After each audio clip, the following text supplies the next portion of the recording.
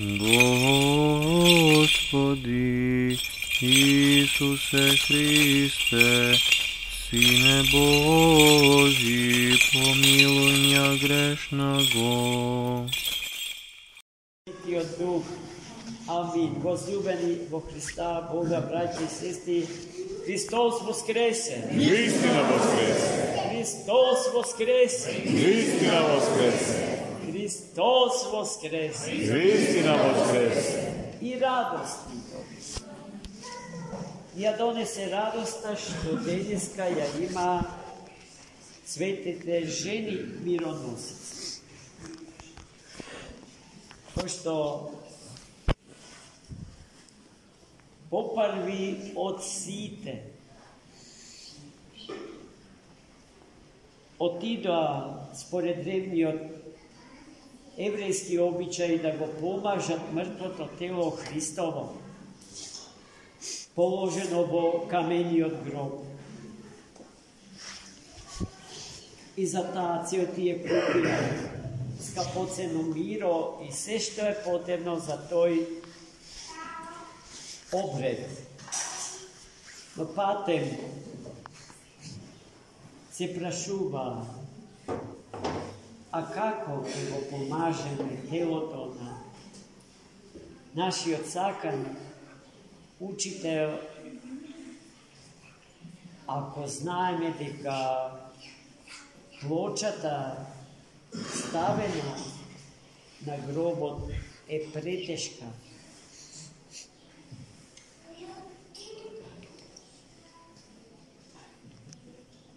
Но тие стигна пред гробот и се соочија со една гледка која што ги охрабри. Каменот од гробот беше тргнат. А во самиот гроб белиот ангел, кој што ги соочи со тајната на празниот гроб. Кого го барате? Исуса Назареецот. Не барајте го живиот меѓу мртвите, тој не е овде. Воскресна. Веста за воскресението Христово ја чуја прво жените мироносици. И со самото тоа, браќи и сестри, се определува нивното место во животот на Светата православна црква.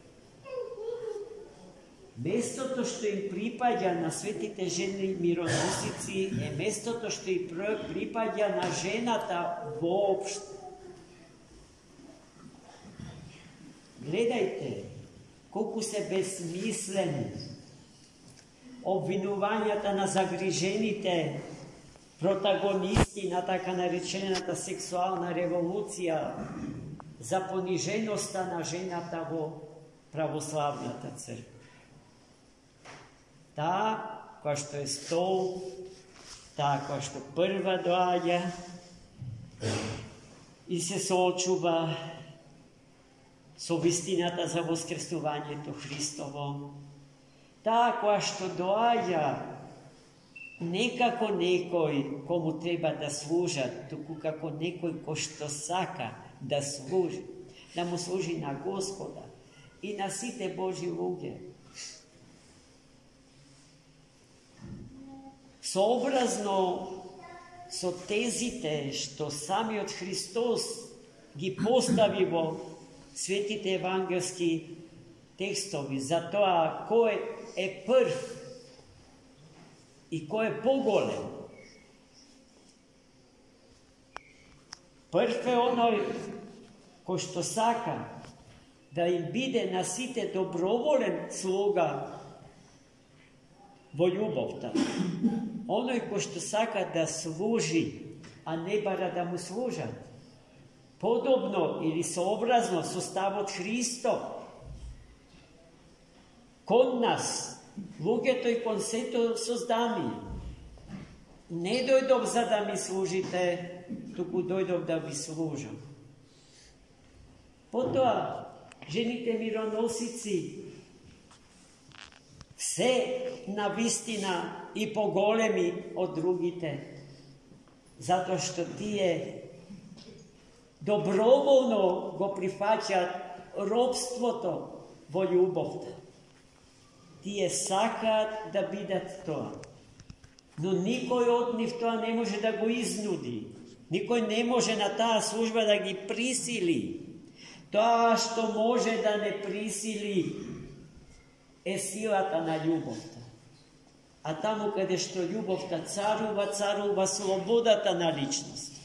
И тоа е секогаш во органска врска и многу пати во нашите беседи сме укажувале на таа органска, нераскинлива врска помеѓу љубовта и слободата, во чии рамки се одвива тајната на личност, човечка се разби.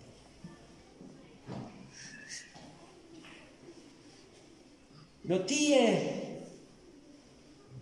свети жени, кои што го определуваат местото на жената воопшто во животот на Светата Црква Божја, откако се соочија со тајната на празниот гроб, не ќе да се израдува, туку се преплашија од тоа што очите нивни го видат. Празниот гроб ги преплаши. И така, обземени од страх, едвај го дослушаа кажувањето на белиот ангел. Ангелот благовести, светиот архангел Гавриил, и поита да го исполнат послушанието што им го наложи светиот ангел, да отидат и да им ја пренесат благата вест за воскресението Христово на светите ученици Христови.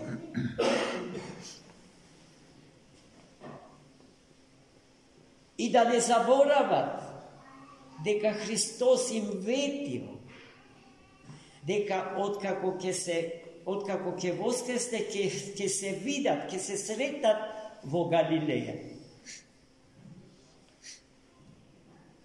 Христос на многу други начини се обидуваше да им се открие на своите ученици, за да ја растера тагата што ги беше обвиткала, ги обвила, заради фактот дека нивниот сакан учител е измачуван, распнат и убиен на крстот и мртов положен во гробот. Во беседата што ја држевме на Велики петок кажавме дека Христос и мртов покажуваше знаци на живот несмртен. Еден познат наш средновековен сликар од 12 век во манастирот Свети Пантелеимон кај Нерези го слика мртвото тело Христово, така што едното око му е пола отворено. И на тој начин сликарот не соочува со животот кој што е погребан во телото на Спасителот и го чека мигот на своето воскресение. Поважно од се за нас денеска, браќи и сестри, е улогата на светите жени мироносици, со намера да укажеме дека истата таа улога жената ја има и денеска во црква. Во црквата, во бракот, во семејството, во сите можни обштествени пројави на човечката заедница.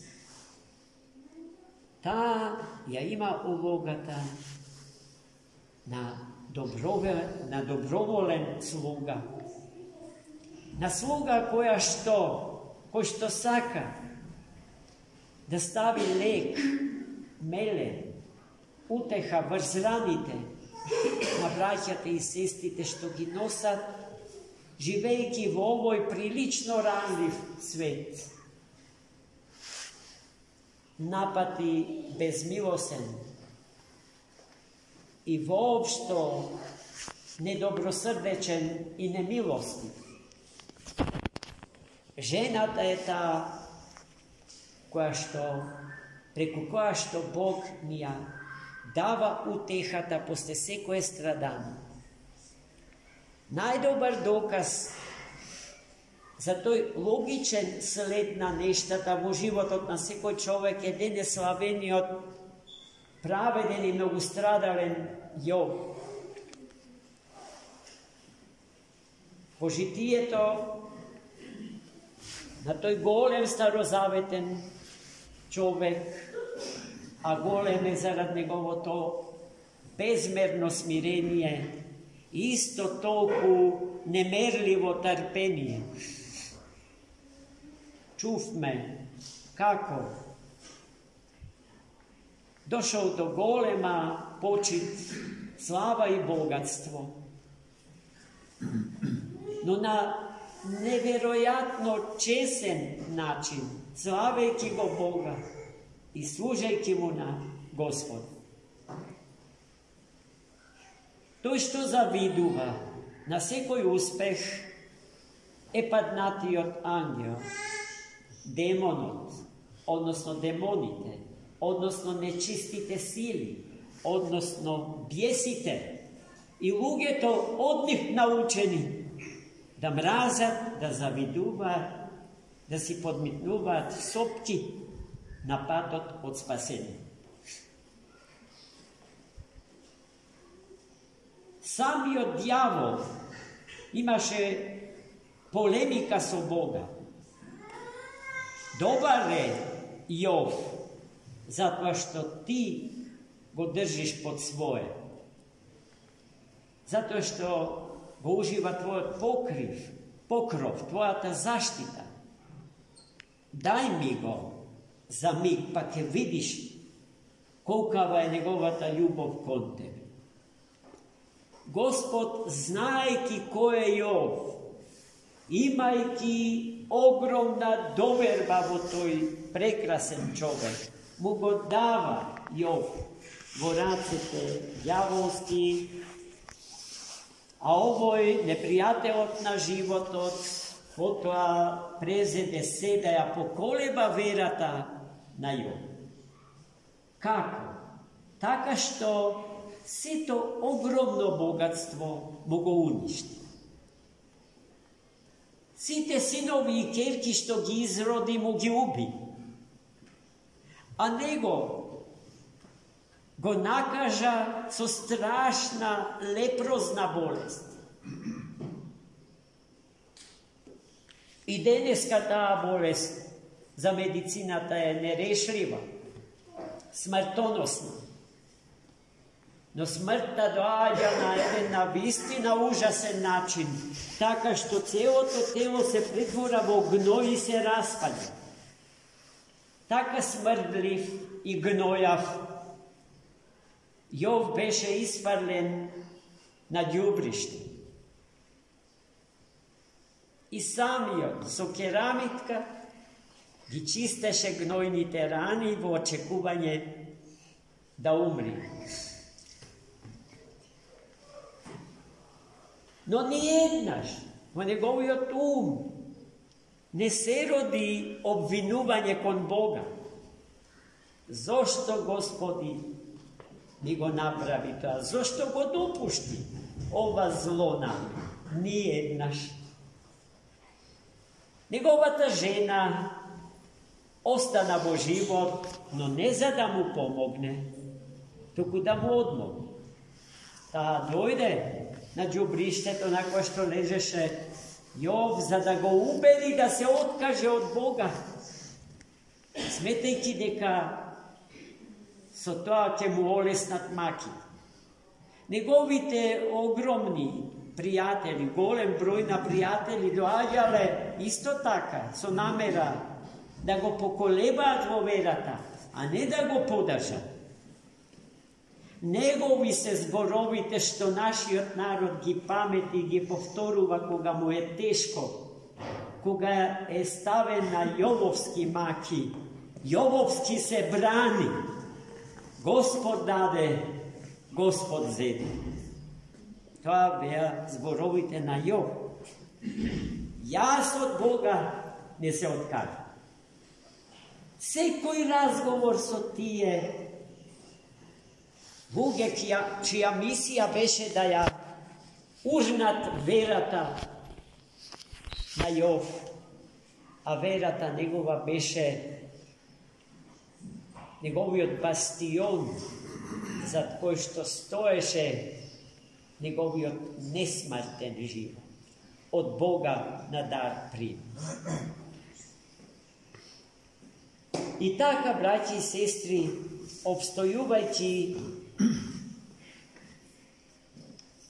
под теророт, под дејството на сите можни насилства што само умот ѓаволски може да ги смисли, а ние неретко во нашиот живот по нешто од сето тоа вкусувам.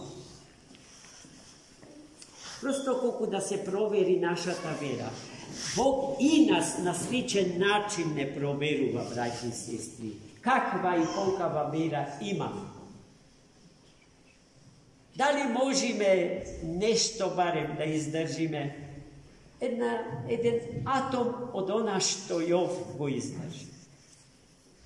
Да покажеме и да докажеме нашата вера кон Христа Господа. Да покажеме дека сме неколебливи во градењето релации со Бога и со сите ближни околу се.